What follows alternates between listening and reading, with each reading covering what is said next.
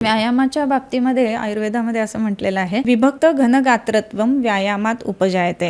आणखीन काय होतं तर लाघवम कर्म सामर्थ्यम दीप्तोग्निर्मेधसक्षयः विभक्त घनगात्रत्वम व्यायामात उपजायते. लाघवम म्हणजे काय, शरीर लघुता म्हणजे जड नाही वाटत. नाही तर बऱ्याच वेळेला स्त्रियांची कंप्लेंट असते की अंग आजकाल ना फार हेवी वाटतंय. सो व्यायाम केल्यानंतर अंग हलकं होतं. लाघवम कर्म सामर्थ्य, आपल्याला कुठल्याही गोष्टींचं टेन्शन पटकन येतं किंवा एवढी 2 किलोची पिशवी मला उचलून न्यायला जमेल की नाही, 4थ्या मजल्यापर्यंत मला जिना चढताना दम लागेल का, तर असे जे प्रश्न असतात ना त्याला कर्म सामर्थ्य. व्यायाम रेग्युलर केला, मसल ट्रेन झाले तर आपल्याला ह्या गोष्टी जमणार आहेत. दीप्तोग्निर, अग्नी चांगला दीप्त राहणं. काही वेळेला असं स्त्रियांचं असं की भूकच लागत नाहीये ह्या काळामध्ये, तर त्याचं कारण सुद्धा हार्मोनल चेंजेस हे असतं. आणि त्याच्याच बरोबरीनं जर व्यायाम आपण केला तर अग्नी चांगला राहतो. मेधसक्षय, हा फॅट लॉस.